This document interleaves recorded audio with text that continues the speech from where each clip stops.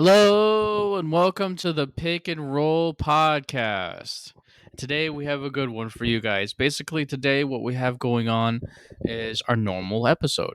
This is going to be some unique stuff going on today. It's all scouting.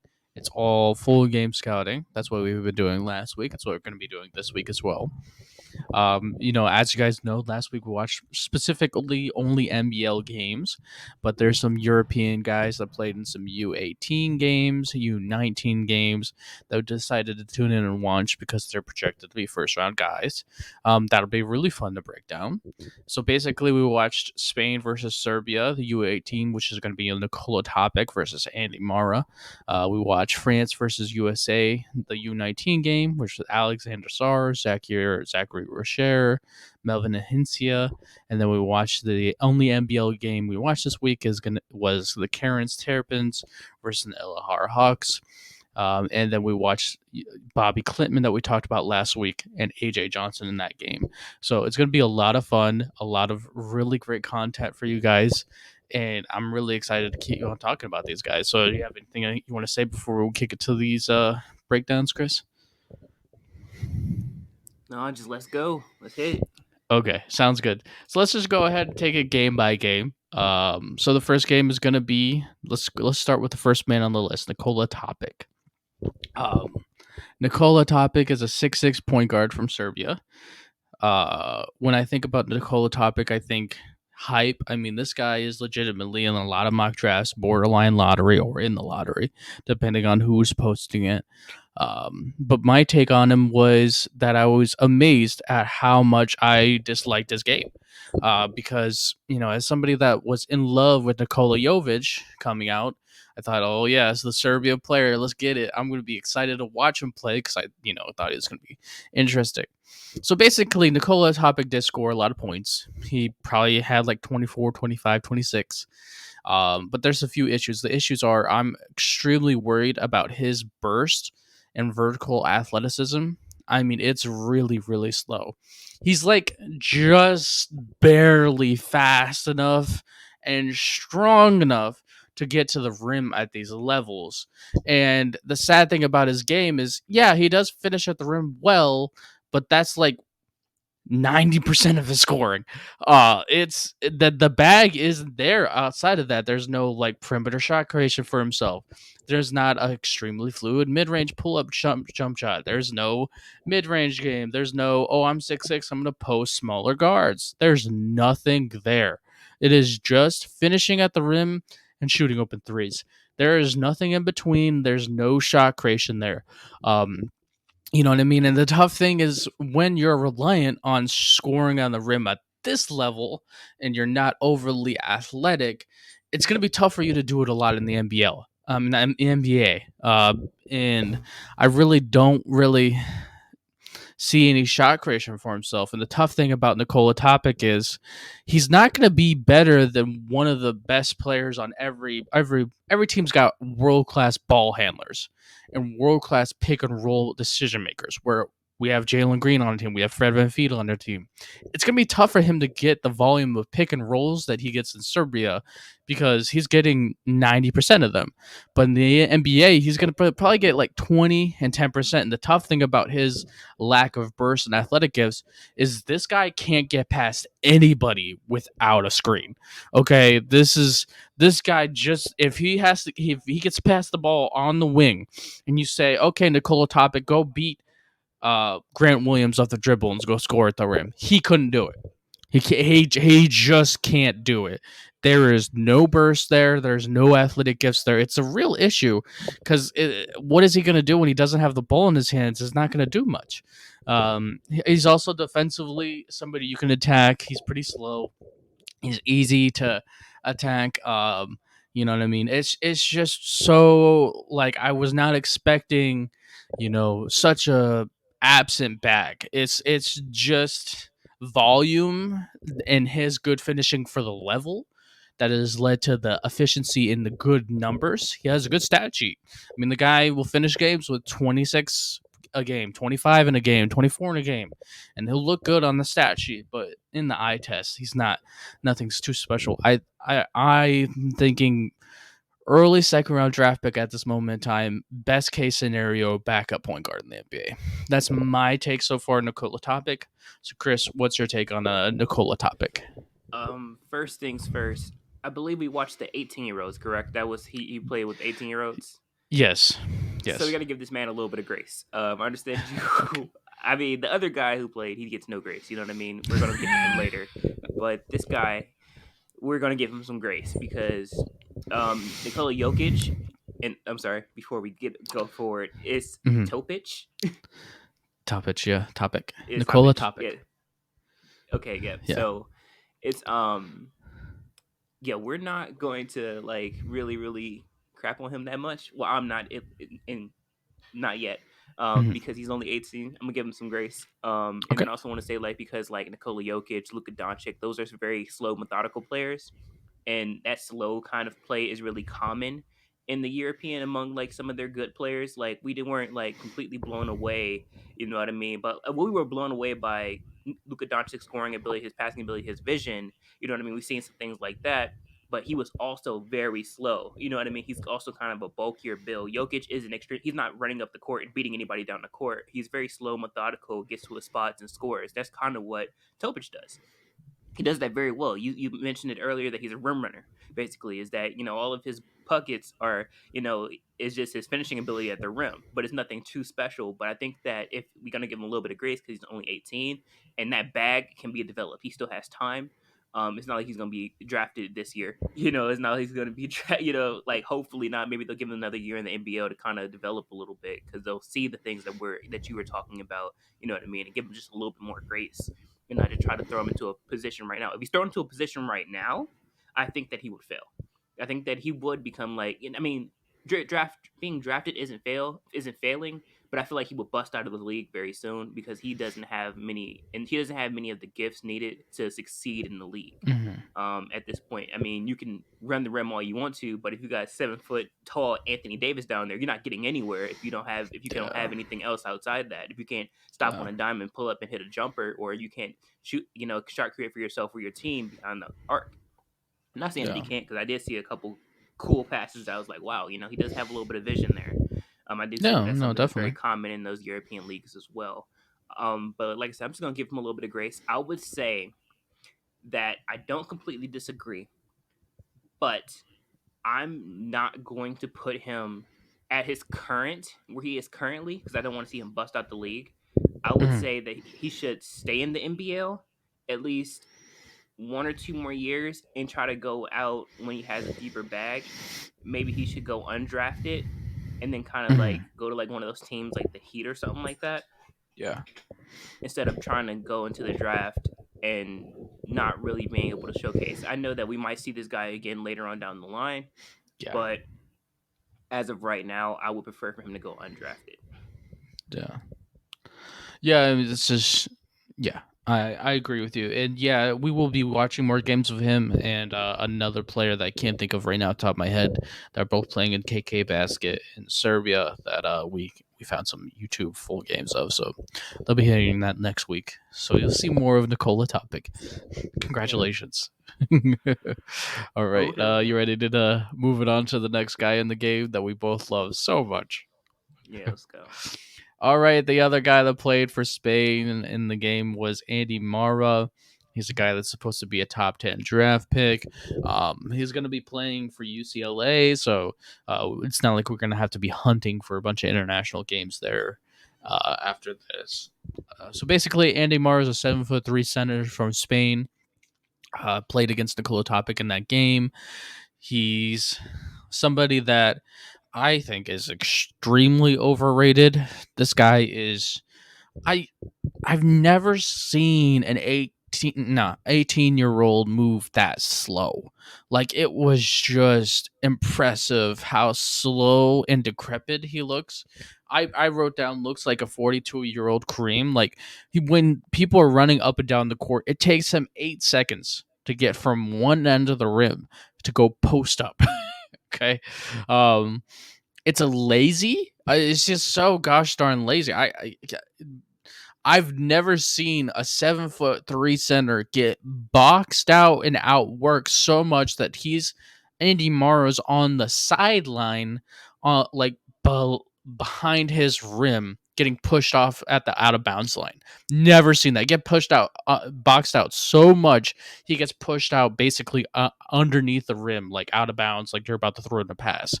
Like it was insane. Like he could have had 5 to 6 more rebounds if he was somebody that put in some effort to try to get some balls. Uh, it's just abysmal how slow and lazy and lackadaisical he just moves. He doesn't have anywhere close to good enough of a post game to post in the NBA. There's like 8 to 12 dudes, man, that post in the NBA. Alperen Senguns of the world, Jonas Valanciunas of the world, right? Cat, Nikola Vucevic, right? There's some guys that do post in the NBA, right? It does happen, especially, you know what I mean? But this guy doesn't have the skill, the footwork, the want to at all to do that in the NBA. He's not good enough. He is not good enough to be efficient like that, like the other guys are. He's not going to do it in the NBA or be great at it at the NBA. It was crazy too because it was all I saw was a hook shot, like no fadeaways, no, in the mid post, no nothing. Like it's just crazy. No spin moves, no. It's just it's high school level post skill. No, middle school level post skill, where all you know is a hook shot. Like I learned a hook shot in middle school. Like that's it. That's it. It's amazing how raw he is. Um, he can't switch defensively. Dear goodness, Steph Curry will drop 40 if a center like this plays him. It's abysmal how bad he moves us on the perimeter and things of that nature. But like a guy like this, you would think in theory would be able to defend the rim. He's 7'3". Well, no, because he's so lazy, he lets everybody else live at the rim. It's like you, please go finish at the rim. He's like a waiter at a restaurant. Just please, sir. The customer's always right. Go get my rim. He Right this doesn't try way. to he doesn't care about defending it at all. He doesn't have the energy. He doesn't have the want to. He doesn't really seem like he understands what he's doing. There's a lack of want and fire in this guy. This guy at 7'3" playing against that level of competition should have looked so much more dominant, right? Especially as a top 10 pick. Where would people getting this from? He's a pretty okay passer, but it's not like his passing so great that it's going to make up for his lack of I can't post, I can't shoot. Oh, and yeah, this guy can't shoot outside of 2 feet outside of the rim. He looks like not a shooter at all. Can't shoot a mid range shot. Can't shoot it. Dear goodness, don't even talk to me about a 3 point shot. He just doesn't look like he cares much about the game of basketball. It's just body language is all negative, and you know what I mean. He is just in a people are comparing him to Pau Gasol. What are these comparisons coming from? Pau Gasol? Have we seen Pau Gasol in the post? Have we seen Pau Gasol's butter mid-range shot? I guess we I guess we completely forget about the Hall of Famer known as Pau Gasol because this Yeah, is ridiculous. This needs to truly. stop. This guy in my mock in my grade right now, I have early second round draft pick because people take shots on centers in the like second round and say, okay, it's a boomer bust guy. Now, I personally wouldn't because to be a guy with a high upside, he has to work, right? He has to have the work ethic. And he doesn't play like he loves the game of basketball. He plays like he's been told his whole life that he's better than everybody else. And he has a lazy ass skill set. It's just, I can't help but saying it. I He would drive me insane if I was his coach. Insane. I'd sit him. You're 7'3" and you're giving up rebounds to this 6'11" thin piece of cardboard. This guy who's super thin, that's 18. Okay, yeah, you're sitting on the bench. I don't even know what we're talking about here. Oh my goodness, he would make me so angry. So that's my take on Andy Mara. What's your take on him? So I believe we got spoiled with like players like Wimby, Yeah, Chet Holmgren to an extent, Alexander Sarr. We got really, really, really spoiled. Giannis. really spoiled Anthony Davis because we have these tall people in the league, you know what I mean, and outside of the league who are like they show us so much that when we see something that doesn't quite add up to that, we immediately become critical of it, right? Not saying that we're critical in the wrong sense, but we're more critical of it because we've seen what players with height are should be able to do and have been able to do, you know, especially at the highest level, which would be the NBA. Yeah. Um, Now, with that being said, Andy Mara is one of those guys, absolutely, that was like probably in height, who probably like got really tall in middle school, and everybody was Yeah. like, "Oh, he's just like the best," because all he has to do is just drop the basket and the ball. He's taller than the Yep. ball in the basket because he's taller than everybody, and he still carries that kind of mentality with him now because he's like, "Oh, I'm just Yes. super tall, and like I really don't have to do too much because I'm just able to just always drop the ball in the basket because I'm Yeah. taller than Mm-hmm. everybody." But now when you're playing against players who have more of a skill set, you know, who players with more of their bag, with more physicality, more want to, more determination, more dog in them than what Yeah. you have always had, then you run into problems, and that's what we've seen Yes. during this game. I mean, I really don't honestly don't need to watch anymore other than this game to know exactly what kind of player this is going to be. It's just not going to be a very good basketball player if he gets drafted to be strictly off of his height. He is very Yeah. slow. He doesn't have any moves. He doesn't have a box full of moves. Not saying that Giannis has No. a box full of moves, but Giannis is athletic. This guy isn't Yeah. athletic. He's very slow. He doesn't have a want to. He don't have no dog in him, no dog whatsoever. You know what I mean? He don't have a mid range shot. He can't do anything else. I mean, he's a lackadaisical defender, and all defending takes is effort. That's all it really takes is a want to defend. So, with that being said, I would give this guy an inch of grace, just because he's been Okay. that guy. I feel like he's been that superstar for so long, and it's kind of like, you know, like not really on the superstar level, but I feel like because of like how tall he was, he's always been like that kind of guy Yeah. who like always been taller, and then he, you know, he felt like he was better because he was taller. That's what people used to tell him. Um, Yeah. I give him just an inch of grace. I would say this is another guy I would expect to not go drafted, right? To not draft and to improve, Mm-hmm. not draft, improve. Because just because you get to I the feel you. NBA doesn't mean anything. You don't want because you can bust out. Look at Darko Milicic. These players. True. This is a player of European descent. You know, look at Adam Morrison. He was the greatest college basketball player almost ever, He was and really he good at busted out the Gonzaga. NBA. Yeah. Anthony Bennett busted out the NBA. Was supposed to be the next coming of like some of well, I mean I forgot who he's supposed to be next coming of, but he busted out the NBA. So many Yeah. busts, and I'm just saying, just give it more time. If he's going to UCLA, perfect. Yeah. Maybe that I coach feel you. there, they have a great You program ready to there. They kick us can to the whip him next in. game? They can whip him into shape at UCLA. Let's go. All right. Sounds good. We're gonna go ahead and kick it to the next game. The next game was France versus USA, the new U19 game. So the first man up in that list is going to be Alexander Sarr. Alexander Sarr is somebody we talked about last week as well. So this is our second full game. So, you know, I definitely feel like Alexander Sarr played less aggressive scoring wise. There wasn't a ton of tape of him being aggressive scoring wise. He was still really good at defending the rim. He was still really good at rebounding. He was still really being super freaky and switchable. You know what I mean? Shooting that 3-point shot. I definitely feel like something that was gained from this game outside of what we've seen so far is his passing got cemented more as a playmaker.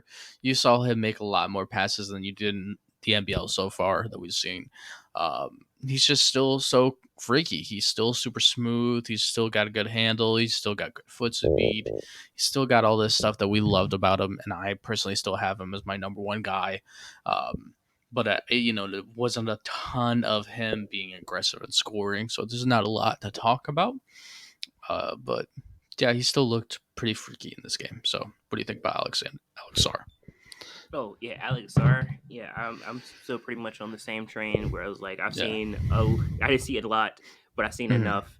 From last game, I saw a lot more. But one thing I will touch on is that I was able to truly see and pinpoint his defensive capabilities. Like he was like defensively, I think he had like some early blocks in the game, which I Hmm. was like, okay, all right, this guy can truly be a shot blocker. I didn't see he Yeah. wasn't very aggressive offensively. but I Yeah. did see some passing, some flashes of passing. You know, we've already Yeah. talked about this before, but really, what I really was wanted to like, what I really seen, and I was like, wow, was just his defensive capabilities. I was like, now I'm starting to Hmm. truly see, you know, that Bam Adebayo kind of comparison, like truly like pin it down because I'm able to Yeah. see it now. So yeah, I mean, I'm sorry, not Bam. What's the other? Shoot, what is the guy who used to? He does he play for Brooklyn Defensively, my still? comp was Claxton. Claxton. Claxton, yeah. Claxton does like the same thing because he's Yeah. athletic defensive guard. I mean defensive like center forward. Yeah. So yeah, Brooklyn. Yeah. Claxton. Yeah. Sounds good. You ready to kick it to the next guy? Yeah, let's go. Next man up in this U18 game is Zachary Richer. This is a 6'8" small forward from France. We saw him play in one full game against Spain. He has beautiful jump shot for him. You see his 3-point shot and it looks beautiful, well crafted, and it's a little quicker jump shot. Like he's really just got pretty form, and it looks like he's a shooter. He understands how to move off ball and move to open spaces off ball as well to allow teammates that have the ball in the other end of the court to attack the the rim or do whatever play they're running most efficiently. Um, he's an above average NBA defender. He definitely moves pretty well. Not like overly gifted, but there's some pretty good movement there. The only thing that I wish I would have seen more is driving to the rim. It doesn't really look like he has a super reliable handle, and his ability to get to the rim is a question mark. And that's important because he's going to need to prove that he can attack closeouts in the um in his tape, just because he's going to be a 3D guy and you need to be able to attack closeouts in the NBA.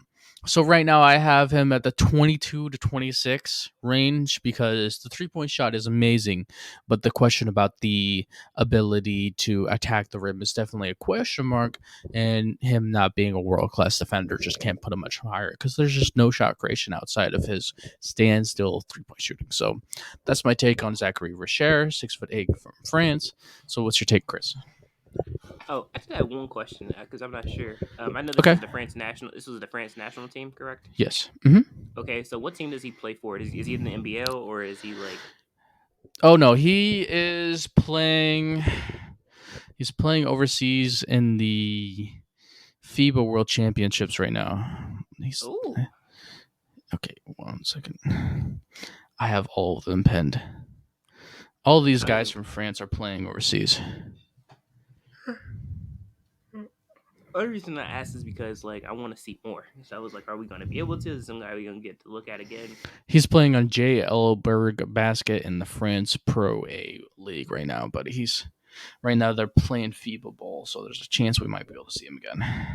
Okay. Well, yeah, I will talk Okay. about yeah. He's one of those guys that's like going to be a great 3 and D, but he just has like that one. You know, he's just, you haven't been able to see him truly like Mm-hmm.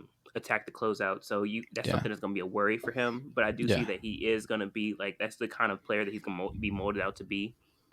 He's going to be the type of guy who can really knock down those shots. He might even get like an escape dribble, and be able to just knock down. But the biggest problem he's going to have is going to be with his handle, and I can always be worked on. It can Mm-hmm. be worked on even with the coaches. If if he gets drafted, it can get worked on with the coaches there. It can be worked on with the coaches, in was it Yeah. like the FBL? Is that what it's called? The France basketball league, yeah, basically. He plays Yeah, on the FBL. JBL on that team. Oh, the JBL. Yeah. Okay. Okay. So JBL yeah, Berg. JBL Berg. Okay. So yeah, like I said, I do love his jumper. I think that yeah, it's just really just gonna be just a couple things that he needs to work on. But Mm-hmm. I can see like maybe a late first round pick to an Yeah. early second round pick. That's normally where they fall at. Yeah. Agreed. All right, you ready to kick it to the next guy? Let's go. Next man up is Melvin Ahencia. He's 6'7" from France. Played in the same game as the rest of these guys. You know what I mean? He is really, really strong and athletic. He can definitely get to the rim really easily. what I really do like about his game is he's also a very good defender. He's a really good on ball. He does a really good job in those situations, and I definitely feel like there is some flashes of shot creation to buy into. You know what I mean? You did see some step back threes, and things of that nature. But it just looks very raw in the footwork and how it looks when he shoots it. It doesn't look super polished. It just looks like something that's kind of growing in his game. So it's going to be a really interesting question mark to see if he's going to be able to do that more consistently. Because then maybe he'll change up his my views on him. But he's a really tough guy to scout because he's a really tough guy to get put your finger on because his game is not very fluid in the skill side, but he's very fluid athletically, defensively, and with his physical body. So I have a late first round grade on him as well. 26 to 30. I think he's definitely somebody that you could take a chance on and see how he develops late in the first round. So that's my take on Melvin Ahencia.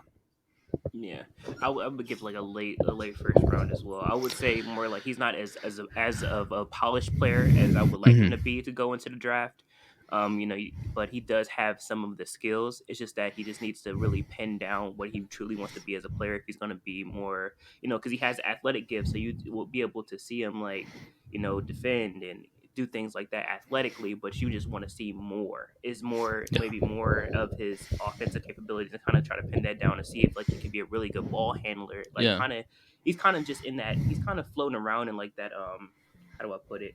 Um like in a limbo kind of because he hasn't Yeah. truly pinned down any particular skill. Hmm. That's why I would have him late is because I can't really like pinpoint like okay he's gonna be great at this but not Yeah. so great at this. Like he's kind Yeah. of like in limbo right now for me. So Yeah. I would say late first round would be great. Would be a great spot for him.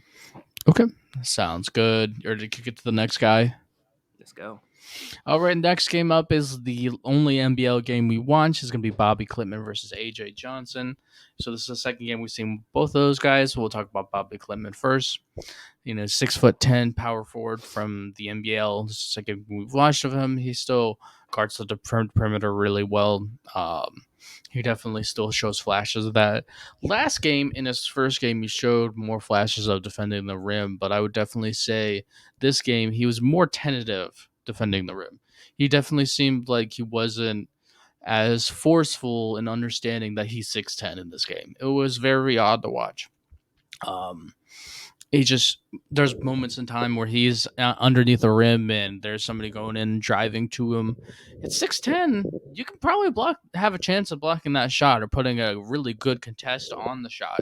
There's no reason to take a charge, right? There's no reason to kind of not really be committed to defending that rim at the height of 6'10", in the rare situations that he is. I saw less cutting that I did in the first game as well.